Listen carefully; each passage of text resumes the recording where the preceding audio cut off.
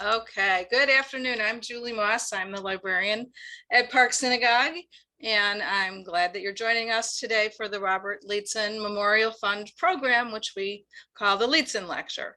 On behalf of the Leitson family, we're very glad that you're sharing the rest of your afternoon with us and the Browns. I think they're still winning. I've known Dr. Sean Martin since 2005, when he began working at the Western Reserve Historical Society.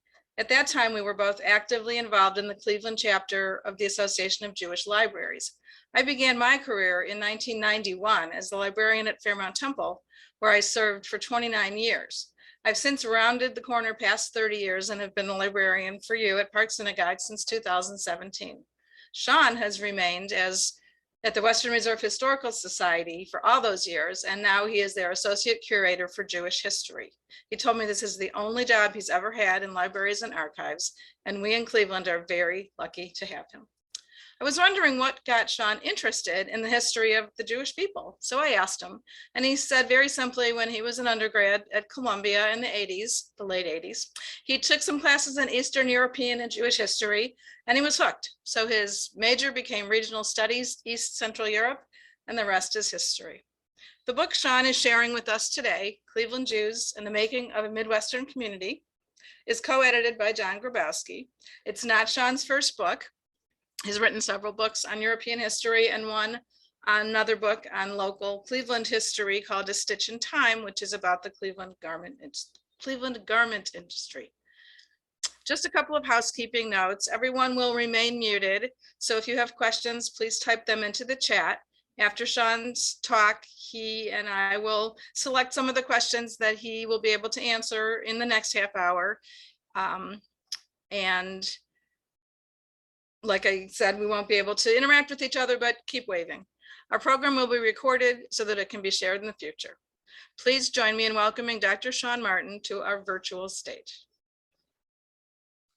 Thanks so much, Julie. It's great to be here this afternoon. I'd like to thank all of you for attending, especially on such a bright, sunny summer day. It's wonderfully nice out there. I'd like to thank Julie and Joel for their help in organizing the afternoon, and then also, of course, the Leitson family. I'm really glad to have the opportunity to present this book to you and a little bit of the work of the Cleveland Jewish Archives at Western Reserve Historical Society. Let me just go ahead and share my screen, and then I will get started. There we go. So the book that you're looking at is Cleveland Jews and the Making of a Midwestern Community. And I edited this volume of scholarly essays about Jewish Cleveland with John Grabowski, our chief historian at the Historical Society. And I want to really just tell you a few words about the Historical Society and my work there, so that you're all familiar with where this work is coming from. So I think probably most of the people in the crowd here are familiar with the Historical Society on East Boulevard and University Circle. We're now the Cleveland History Center of Western Reserve Historical Society. This is the name of the site on East Boulevard. And you're looking at just a view of a part of the building of the Euclid Beach Carousel, actually. And then the sign for our exhibit that introduces Cleveland. Cleveland starts here. This is an exhibit that was funded by the Jack, Joseph, and Morton Mandel Foundation just a few years ago. The foundation was also kind enough, gracious enough, generous enough to fund a recent renovation of the library at the Historical Society. We have really just reopened to the public in October. And you're looking at a picture of my new office. This is the wall of the office. And I wanted to share this with you because we were asked to choose images for the outsides of our offices. And this is the one I chose. And I'm sharing it with you because it is from Park Synagogue, from Anshe Emeth, as it was known, in 1935, when this picture from Sukkot is taken. And it is the cantor, whose name was also Cantor, who is in the center of the picture with the lulav and the esrog. I chose this picture because it's a great picture of a group of people with someone actually doing something that really is something that is identifiably Jewish. But then we've also got the flags here, which I thought were pretty nice too. So this is part of what you'll see if you'll come down to the library and the archives. And so I wanted, because it is from your congregation, I really wanted to show it to you. Let me tell you just a bit now about the work of the Cleveland Jewish Archives, and then I'll say more about the volume of essays here. So the Cleveland Jewish Archives were established in 1976 in cooperation with the then Jewish Community Federation of Cleveland. John Grabowski, with whom I co-edited the book, was the active person on the Historical Society side, and Judah Rubenstein was the Federation official who really established the archives with John. And they are very much a community archives sponsored by families in the community, especially in the 70s, the Ratner family, the Grease family, the Myers Foundation. And my charge is really to collect materials related to local Jewish history and to process those materials as an archivist, but then also to do outreach. And this publication really is a form of that outreach. And it extends the record of the archives in producing high quality publications related to Jewish Cleveland. And you see a few of the others here.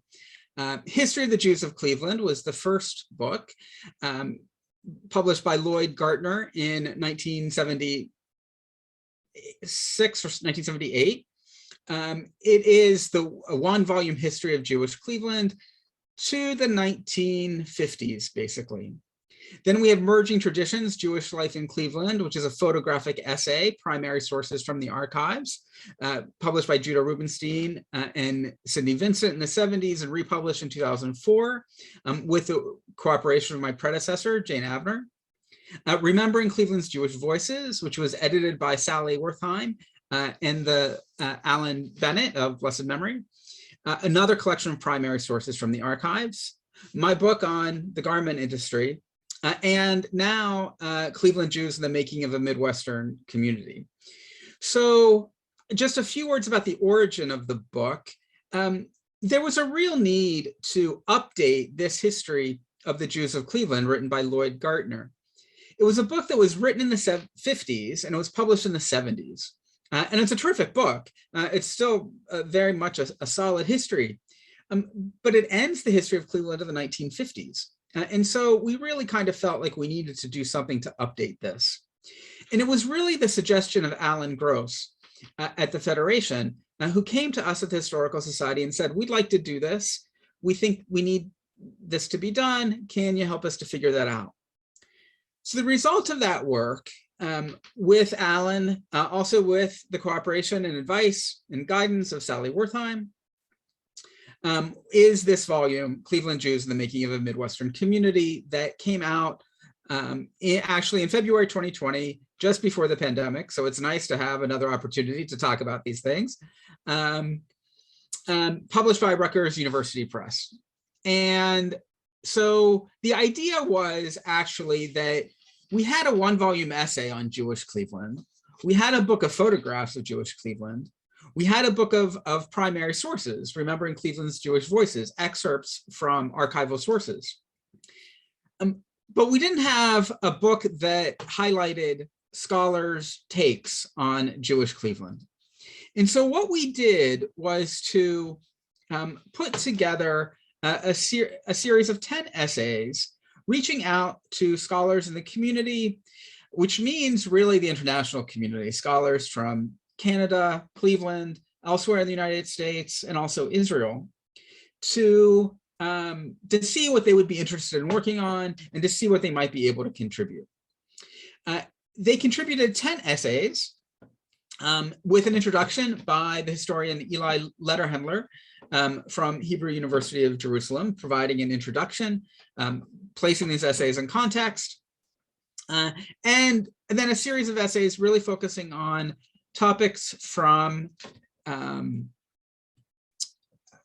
orthodoxy in the late 19th century to the 20th century, all the way to articles on the National Council of Women, the National Council of Jewish Women, the Soviet Jewish movement here in the Cleveland area, Suburban Temple, etc. What I'd like to do now is really just kind of go through each of the articles just kind of very quickly with you and tell you just a bit about each of them so you have an idea of what's in the book.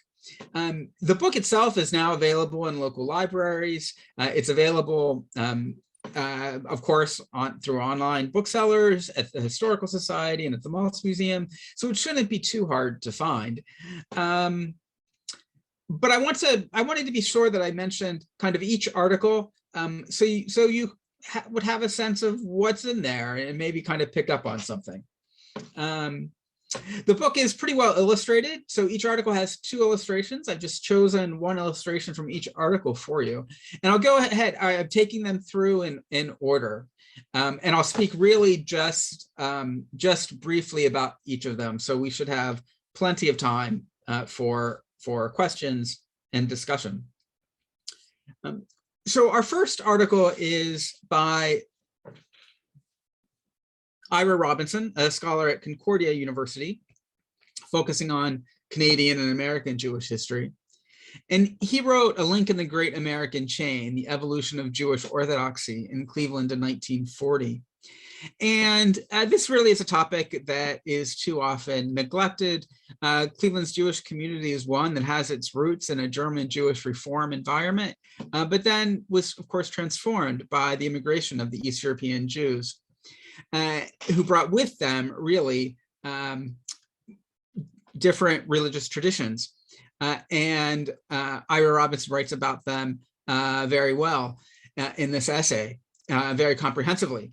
You're looking at a photograph of the Talmud Torah at 89th and Cedar, that used to be at 89th and Cedar, a wonderful group photograph here.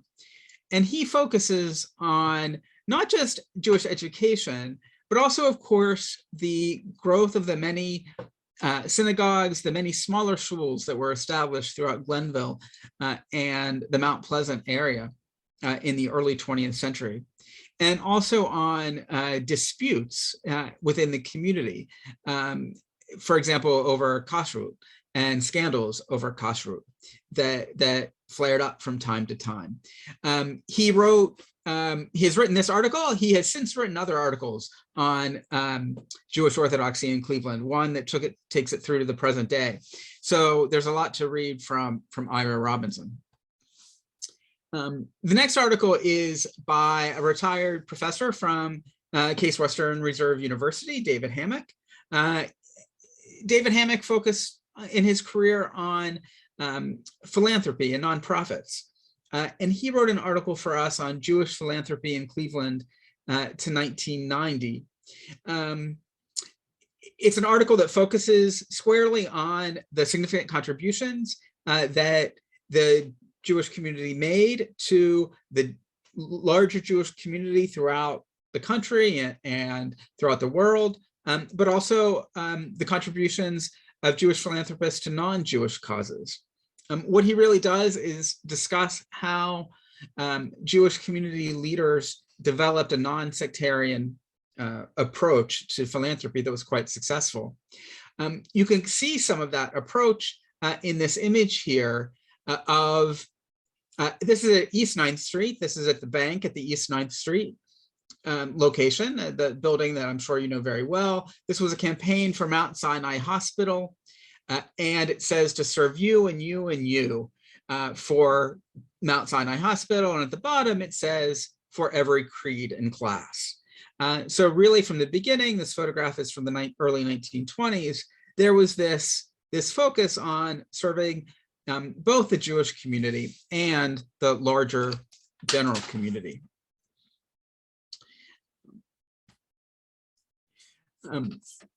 The articles, we really presented them more or less chronologically. And the next one to come was the article on Abraham Chaim Friedland, or Het Aleph Friedland, and his role in Jewish education here in the city. Sylvia Abrams and Leitson Chapter, scholars in Jewish education and Jewish history from the former Siegel College of Judaic Studies, collaborated to write this article. Friedland is an oft neglected figure, unfortunately, but a very much an important leader in the field of Jewish education and Hebrew literature and culture. He arrived in Cleveland in 1921 to take the position of superintendent of Cleveland Hebrew schools, and he proceeded to transform Jewish education in the city, introducing such innovations as in-service programs for teachers, full-time positions for educators, paid positions for educators, programs supporting arts and music and other cultural programming.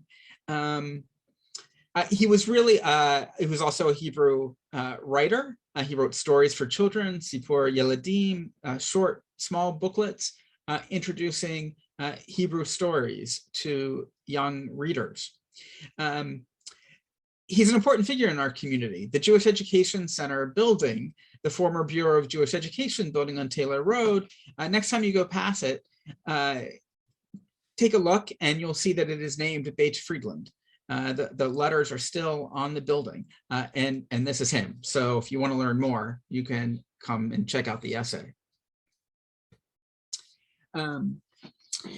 Moving forward, Every Man versus Superman, Harvey P. Carr, Comics in Cleveland, was the title of the contribution by Samantha Baskin, a local art historian working at Cleveland State University. And Samantha was kind enough to write for us on the importance of the legacy of Harvey P. Carr and the importance of Cleveland to Harvey, as I think many of us knew him. What's really interesting about her essay is this juxtaposition of Every Man versus Superman. We're all familiar with Superman, of course, the creation of the Jewish teenagers, Siegel and Schuster from Glenville, and of course, Superman is quite successful. Harvey P. Carr was very much Cleveland's everyman, and also he, of course, had his degree of success with American Splendor, the other works that he published, Not the Israel My Parents Promised Me, Harvey P. Carr's Cleveland, The Quitter. You're looking at an image of a page of his book, The Quitter, here. And The Quitter might be of real interest to many of you. It really documents his family's move from the Mount Pleasant area to Shaker Heights. And I know you can't see the frame here, but the text in the frames really is discussing his embarrassment at his father, who was picking him up, and his embarrassment that his father was speaking Yiddish, his embarrassment that that he was different than others, and the family's move to Shaker Heights. It's really an interesting story, and it's an important essay because it really details Harvey's connection to Cleveland and the importance of Cleveland for him.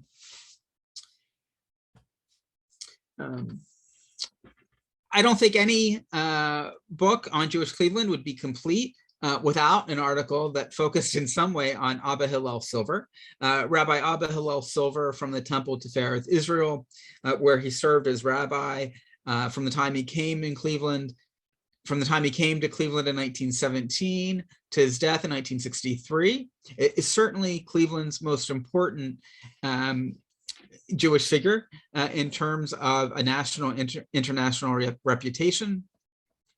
There have been good biographies written of Silver by Mark Raphael, lots of other essays about his work. The Israeli scholar Zohar Segev wrote an article for us ethnic identity and local politics. Abba Hillel Silver is a community leader and international politician in Cleveland, 1940 to 1950. And this is perhaps a different take on Silver than some of you may know. It really is on Silver as somebody who worked within the community for the Jewish community's interests. You're looking at a photograph of Silver with Senator Robert Taft, and the article is essentially about ethnic voting, the block voting of an ethnic group, and how that started in the Jewish community and Silver's role in that. So we hear this all the time about all kinds of groups, right? How are concerned about how a group will vote and why a group will vote a certain way. This is an article that addresses those questions and talks about the effects of these different political views. The view, of course, was getting Taft reelected in the 1940s. And Silver supported that, supporting the Republican politician over the popularity of Democratic candidates among Jews. We have one article that focuses on the National Council of Jewish Women, written by Mary McCune, a scholar of women's and Jewish history from SUNY Oswego. She wrote an article with a long title, but a very catchy one, I think. She will be the Mary Poppins we've been searching for. The rise of feminism and let's see, I can't. The rise of feminism and organizational change in the Cleveland section of the National Council of Jewish Women. The title comes from a letter written by Peggy Wasserstrom, a member of our community, many of us will know, written to Yonina Langer, mentioning the promising young woman, Carol Edelstein, who was going to take on a new role with the councillettes. And the idea was that Peggy Wasserstrom was hoping that Carol Edelstein would become the person they were searching for to revive the interest of young women in the National Council of Jewish Women. What this article by Mary McCune does so well is to discuss how local women really participated in the feminist movement through local activities, even during the different waves of feminism. Where we may be familiar with the different waves of feminism in the 60s and 70s.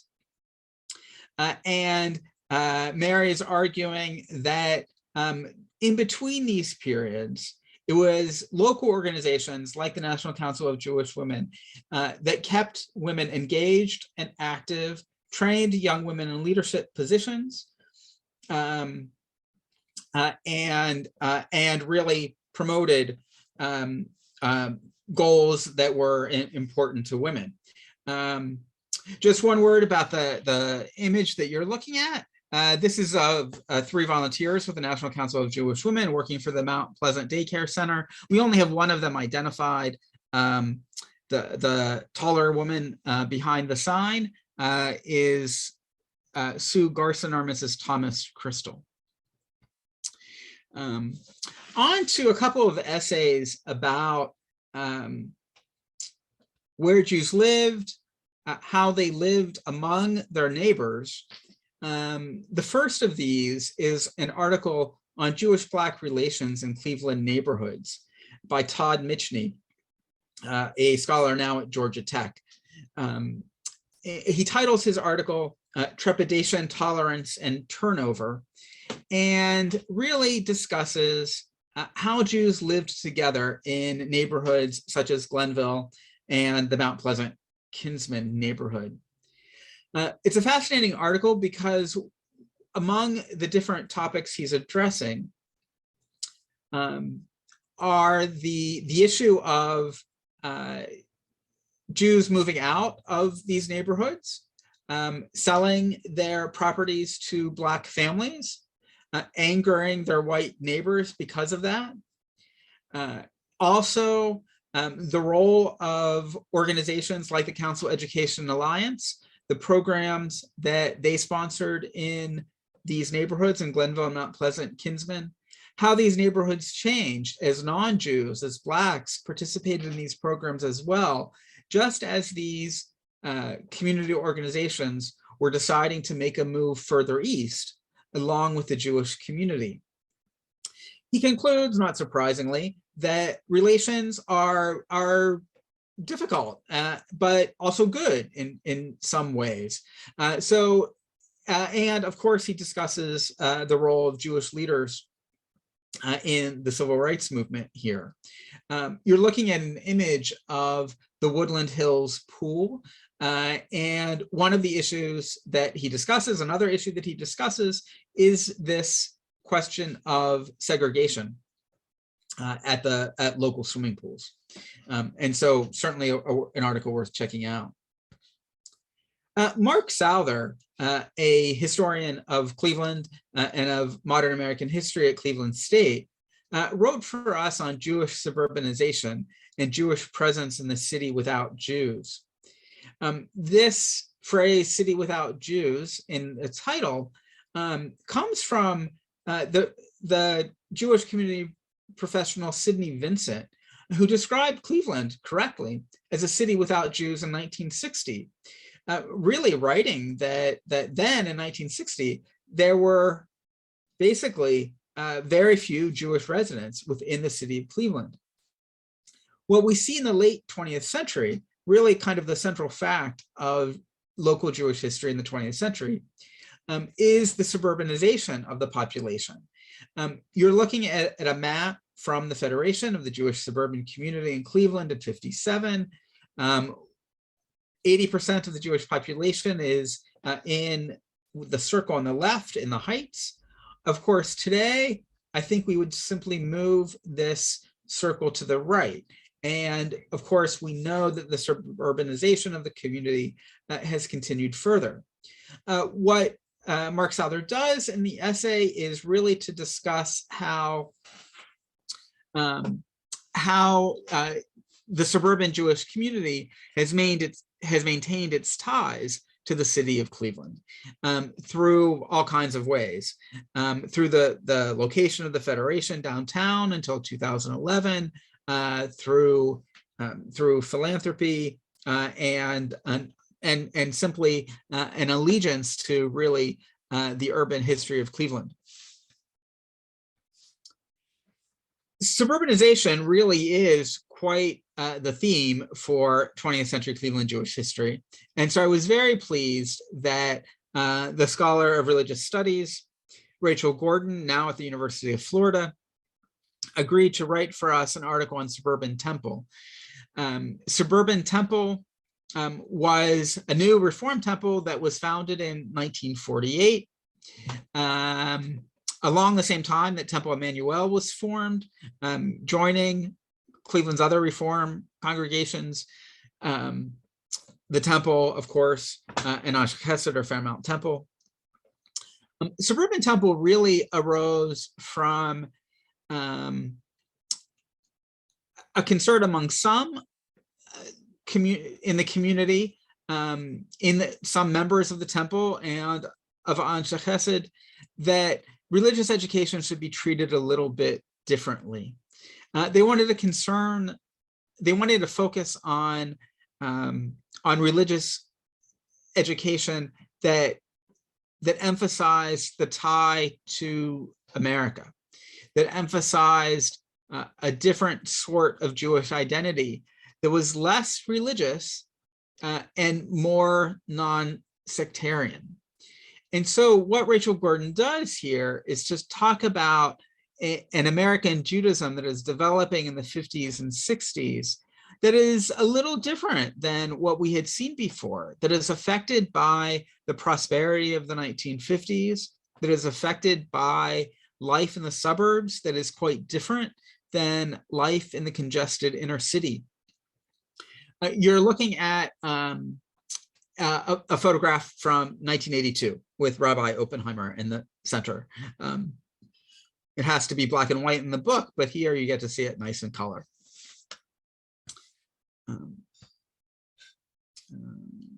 Just a second. Just a second, I'm having. Okay, and just a last article, and then a few more concluding words. The last article was titled "People to People: Cleveland's Jewish Community and the Exodus of Soviet Jews," written by the sociologist Shaul Kellner at Vanderbilt University. You're looking at a photograph of Rabbi Louis Engelberg with two unidentified women, Soviet Jewish immigrants to Cleveland. Rabbi Engelberg was with Taylor Road Synagogue. He has a Hebrew primer that they are using. And the importance of this article is really in the title, People to People. This article details the well-known Cleveland Council on Soviet Anti-Semitism, the first local group to focus on the Soviet Jewish movement, founded by a group of men in a social justice club from Beth Israel, the West Temple, in the late 1960s. It tells that story, but more importantly, what it also does is it tells how the Cleveland Council on Soviet Anti-Semitism was successful in their work. And they were successful in their work because they made this movement to help Soviet Jewry into a movement to help Soviet Jews. In other words, they took this large mass of Soviet Jewry and made people-to-people connections with them. And this, Kellner argues, is really what made the movement successful. They did that through such things as distributing cards for Passover, for New Year's, for the high holidays, of course, and through establishing pen pal relationships, the twinning, the bar mitzvah twinning project, a range of different efforts to tie people locally with Jews in the Soviet Union to help them so that they could get out. And it's really a fascinating article that marks Cleveland Jews' important role in this movement. So I've given you really kind of a whirlwind tour of the book, and that was my intent. So I hope I haven't been too distracting here. But I want to mention still that there are many topics that were actually left out, that kind of had to be left out of a volume like this because of space constraints, because we didn't have someone to write on these topics, simply because there's much more work to be done. I think first and foremost, there's much more work that could be done on women's history, looking at all of these events from the 20th century through the perspective of gender, through the participation of women. I think that would change our understanding of some of the events anyway. We can look at the role of Jews in the economy. I think it would be wonderful to have a better understanding of how Jews become involved in real estate and in finance. This was a successful immigrant community already in the late 19th century. And so it would be good to know more about how that success continued throughout the 20th century. And then not least, perhaps the hardest work to do really, is studies that would focus on interreligious and interethnic relationships in comparative studies. So comparisons between Jews and other immigrant groups who came primarily from Eastern Europe as well. Comparisons between Jews and Christians. Comparative studies of Jews in Cleveland to Jews in other cities that might be comparable in terms of size or influence. For example, Pittsburgh or Detroit, for example. All of these topics, and I'm sure many others, can still be addressed. And so there's still a lot more work to do. But I hope that has given you some idea of the contents of the book, and I'd be happy to answer any questions or listen to any of your comments and learn more from you about the local history. Thanks so much.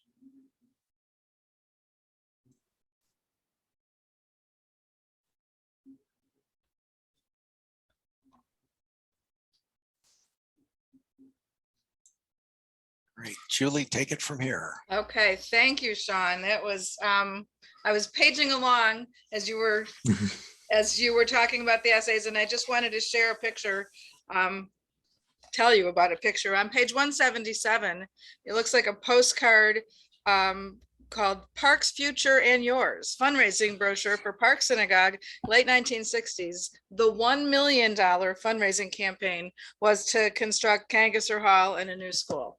$1 million 60 years ago. Talk about inflation. Yes. I have a question. Many years ago, I came down to the library and was allowed to request some boxes to be brought out, and I looked. Two things that I remember. One, can you tell us about the magnificent window that's at the back of the room? I know it came from somewhere. And then Sure, two, yeah. and then can you just tell us how, if anyone's interested in coming to look through, to look for certain things in the archives, if they're allowed, and what the procedure is? I know it was pretty specific. Yeah, so just to kind of give you the background on that and the context for all of that, we are a special collections library, and so we are pretty special. We are not a lending library. We are not a public library. We are a private, nonprofit historical society, and we have a research library. And you will find across the country that many historical societies like ours also have research libraries. And we are open to the public. There is an admission charge. It's just simply the admission charge for the Historical Society. You can become a member and you can come to the library anytime and do research for free. But once you do that, you can have access to the materials that we have.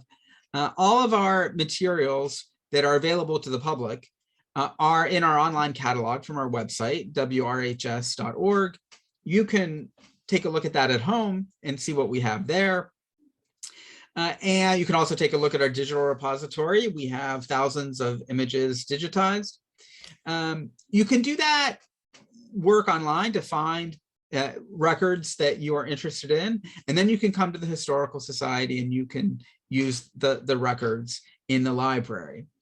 As a special collections library, we take our collections seriously and take protecting them seriously. So we will ask for ID, we will ask for you to register. It's a simple process, truly. But we want to make sure that we know who's using the collections. Because, for example, why that's so important is because we serve as the repository, just speak of the Jewish community for a moment. We are the repository for the Jewish community's records. So we hold the records of the Federation. We hold the records of the Federation's agencies. We hold records from all the congregations or related to all of the congregations. And so, for example, if you are interested in the history of Park Synagogue or in the history of your family at Park Synagogue, for example, you might come down and use the collections. And we want to be we want to do our best to make sure that the collections are safe and secure so that they are there when people come down to use them. So then the window in the back, yeah, the window in the back of the building really is terrific. And this is an older feature of the building that was built in 1984. It is an old kind of wrought iron window with lots of wrought iron work that came from the Society Savings Bank building on Public Square. That building was coming down at the time we were building the building in the Historical Society. And so they relocated that window to our place. And the library really is basically just simply a big old block with 3 floors and a basement that was built in the 80s. And so this was a wonderful old feature that made it a little more architecturally interesting. Now today, with the renovation, we have a completely, those of you who haven't been down for a while, we have a completely new, open, bright space that is, I think, really pretty inviting. The library itself has been redone? Yes, completely. Oh, The entire okay. first floor of the library has been redone thanks to the Mandel Foundation. And we are back open for business. And really, if you haven't been down for a while, please just be in touch with me. I'd be happy to take all of you around. Really just kind of let me know. Have there been any, I should know the answer, have there been any special exhibits at the Historical Society just related to Cleveland Jews So through all the decades? in the past, yes. So in the 1980s and 1990s, we had several exhibits related to Jewish history. We had an exhibit that was entitled Heritage, Jewish Life in 150 Years. I believe it was the 150th anniversary. So that was a big important exhibit. There were a couple other exhibits over the decades. There was an exhibit of Roman Vishniak and his photography from Eastern Europe. We did have an exhibit on the garment industry when my book came out. That was in 2015. But really, truthfully, with the Maltz Museum now, this is the place for exhibits related to Jewish Cleveland. I should say just kind of a few words about that. We at the Historical Society collect on behalf of the Maltz Museum, so we have a very close relationship.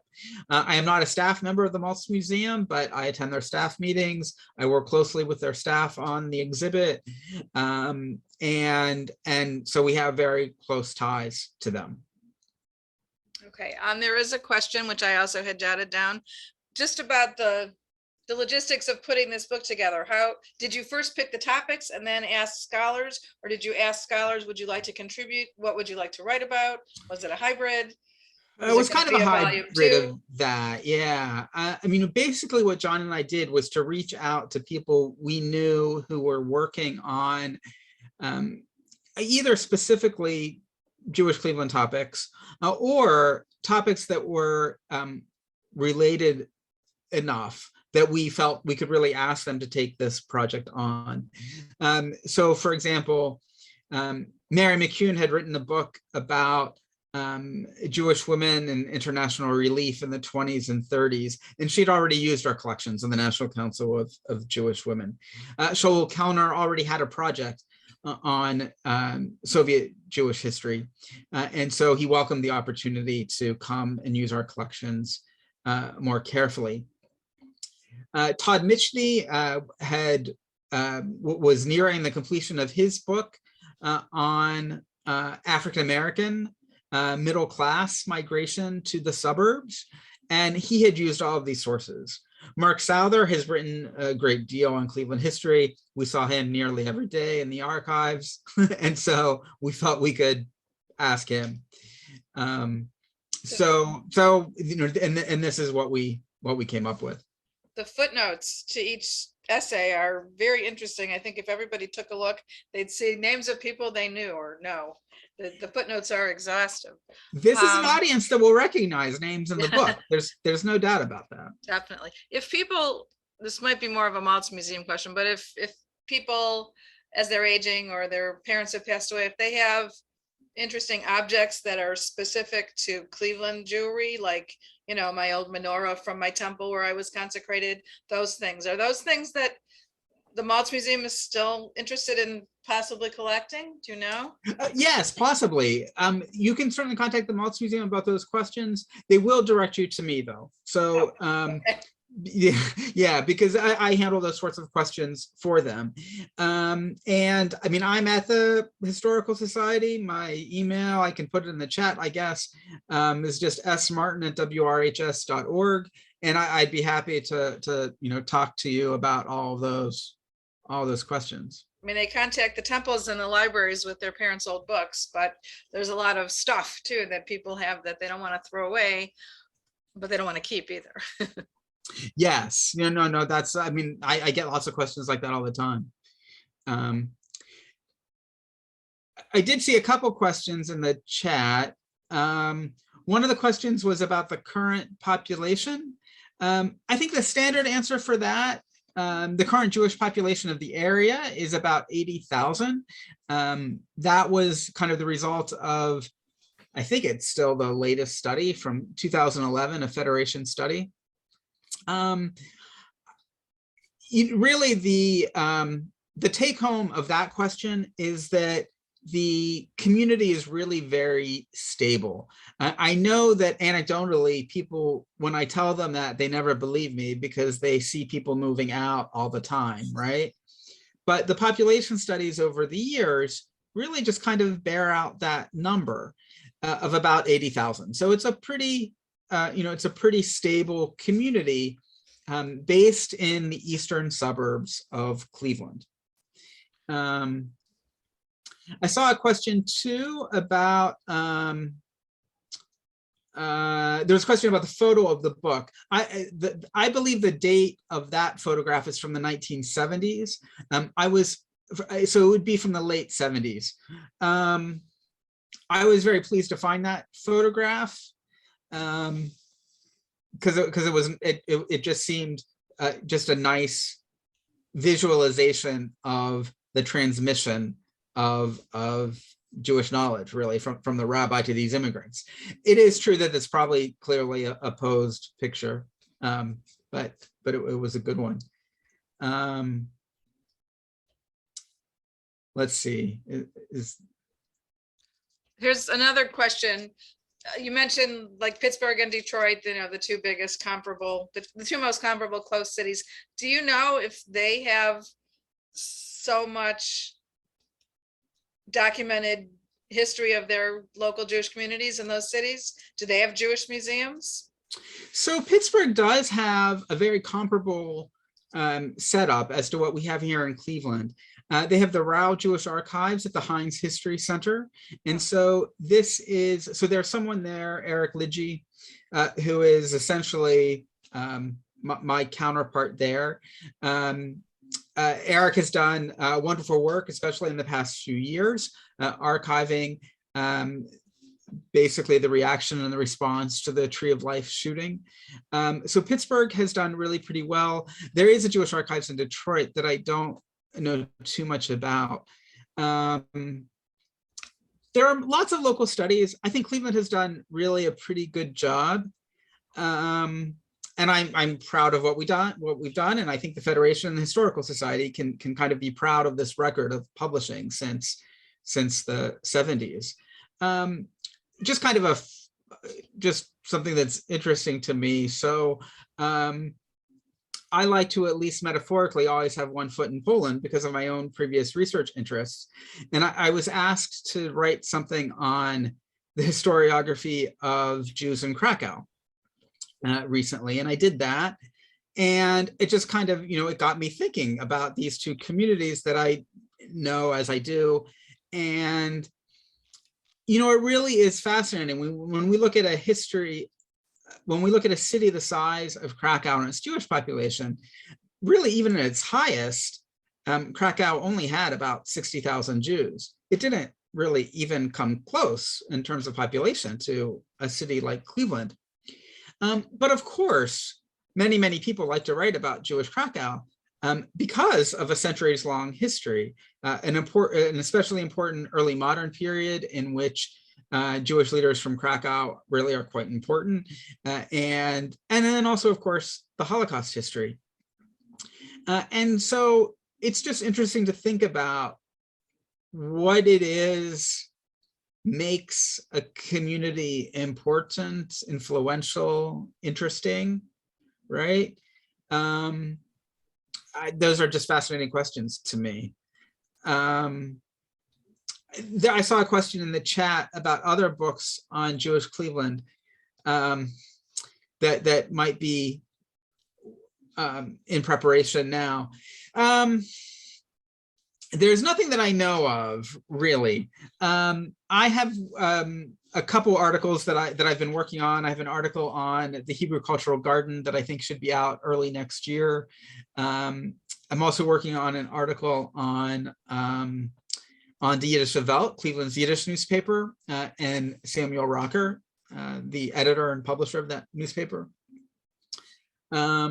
those are kind of my interests. I'd like to develop another article on Belfair as well, on the history of Belfair, basically in the 30s and 40s, but especially the post-war period when it transforms to more of a social service institution. These are really just kind of interests of mine that I'm following up.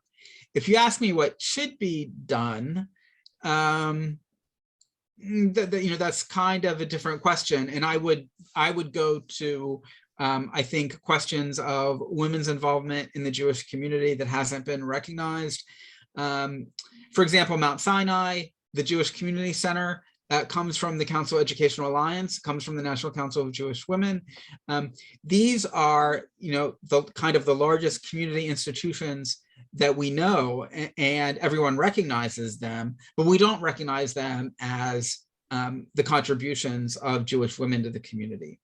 And it's not so, it's not just that we need to kind of check off the box of what Jewish women did, but it really means that we need to understand how the community works and who is influential and in what ways. So I think that would be something to focus on. There's another question, Sean. From what area in Eastern Europe did the founding fathers of Cleveland come? Oh, I think, that's a great question. But I would say the one thing that I have noticed is that there seems to be a great many people from Northeast Poland. We also have, of course, though, have our Bohemians and Hungarians as well. So it's kind of hard to pin down. But Northeast Poland stands out to me, the area around Białystok.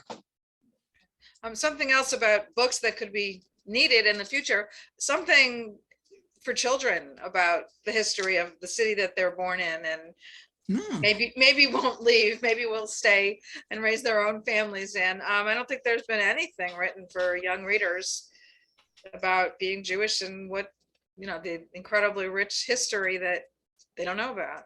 No, that's a good, you make me think of the works of B. Statler, though. Oh, yeah. Yeah, and I don't know how much of her stuff is locally focused, but yeah, that's a good idea. That is a good idea. I see a question here too from Linda Schoenberg. Has anyone ever looked at the success stories of kids who grew up at Belfair? I don't really think so. And so there's a lot that could be said about that. And I think there's a lot that could be said about how Belfair provided care. So for example, what really is fascinating to me is this transformation from an orphanage to basically a children's social service institution, right?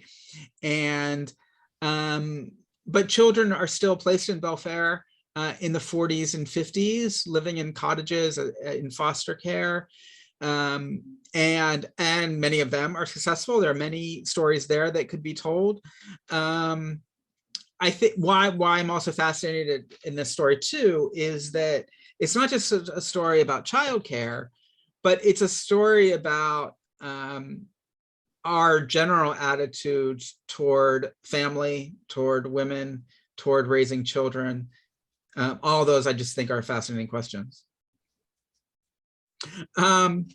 I see a question. I have the chat open and I see a question. Are you contemplating another book covering the additional topics you said haven't been covered? I guess not yet. I will say, let me just say not yet. I know that's kind of a cop-out, but I think I still need to recover a little.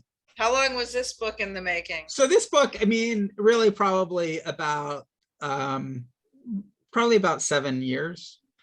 It just takes time. We have to give people time to write the articles. We have to give people time to revise the articles. The publication process just takes time. So that's what it takes. Yeah. Any other questions? Rabbi Marcus, do you want to say anything? Unmute yourself. Hang on, I'll let her unmute. Oh, bear with me 1 second. I didn't mean to put you on the spot, Sharon.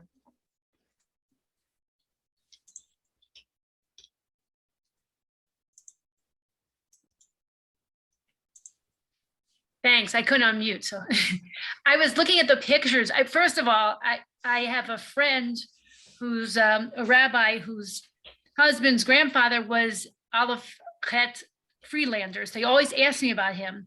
So I quickly snapped a picture of that slide and texted to her, and she was like very excited, but they always ask about history. And when they were here last time, I think it was over the summer, they found out, they said found out the graves, his grandparents' graves were at a cemetery in Cleveland. Well, it turns out it was Park Synagogue Cemetery, and I found the plot and sent them over. It was amazing. So like any connection, every time I hear the name, I'm not a native Clevelander. Every time I hear the name, I get excited. So I saw that connection. But as we looked at those pictures, I was wondering if people recognize people in those pictures. I really would love to know who's in that NCJW picture. Oh, and yeah. I was thinking there might be people in Cleveland who really could recognize them. So I was wondering if anyone recognized any of the Well, yes. photos. Rena, who did you recognize, Rena? Well, Medini, who was another big personality in Cleveland in the 50s and 60s, I think. I'm not sure when he passed away, maybe earlier. But the name Medini, his wife carried on education, and the name was very well familiar. And I have a question for Sean. First of all, thank you. It was very interesting to hear what this book contains, and I hope to get it. I was interested in knowing if any documentation has been done about the first cemetery in Cleveland on the west side. There were a lot of prominent families who became prominent later, whose ancestors are buried at that cemetery. I visited it once when the Maltz Museum was being created. They took a group of us to visit it. So I'm wondering if there's any documentation about that. Yes, there is.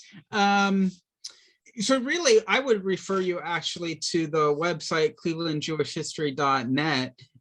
This is a website run by the local historian Arnie Berger, who has put up a lot of information on questions like that, and there are some photographs there.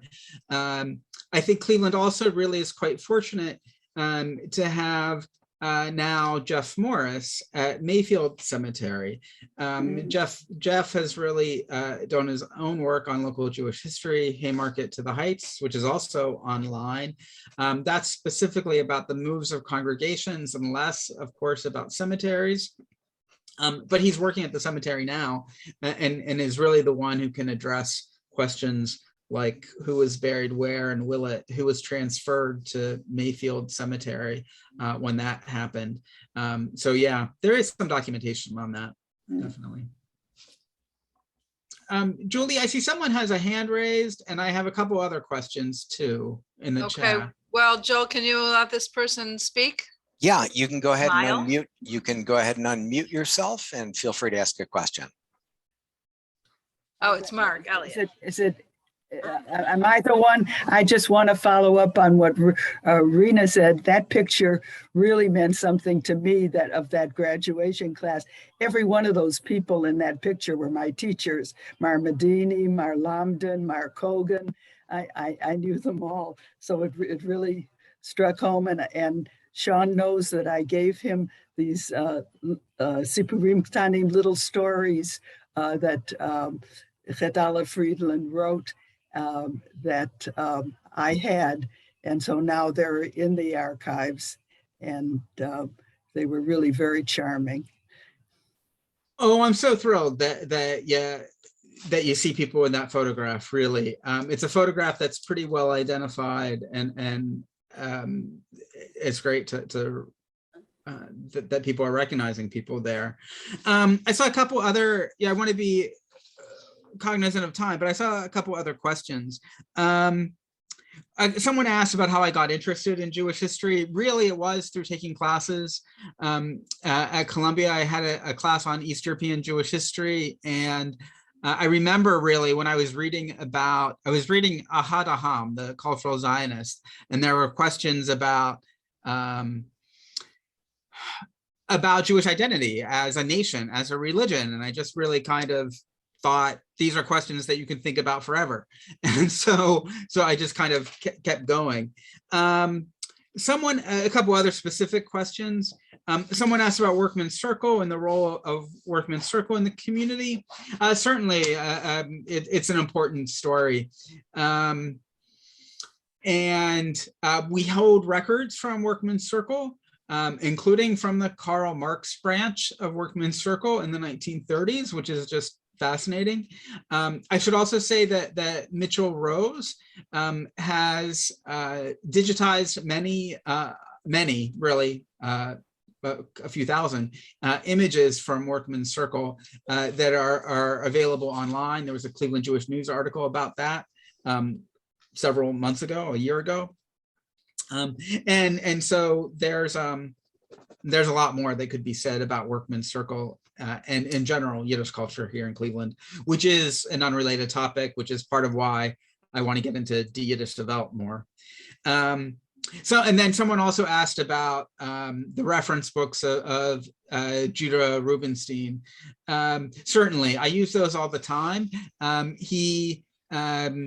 His works are incredibly helpful, and I can't do anything without what he did. He was a real presence at the Historical Society. I never, unfortunately, had the opportunity to meet him, but he's still referred to as Judah. We all know him as Judah down there, and I will sometimes take the liberty of referring to him as Judah as well. Okay, thank you, Sean. Thank you, everyone, for your virtual or actual questions. It's been a really interesting hour to spend together. The Browns won big, so you didn't miss anything there. And the book is available at Park Synagogue Library, though Rena Frankel is going to get it next. I'm only there 2 days a week, but you can email me, jmoss@parksyn.org, if you have any questions or any books that you're interested in. We have a really great collection of popular fiction and nonfiction. And one day we'll be able to open the doors every day, all day, to all of you again. We're looking forward to that time. Hope it comes soon. All right, Thanks so much. Sean. Thank you, Julie. Thank you, Sean. It's really wonderful. Thank you, Sean. Thank you. Thanks. Great.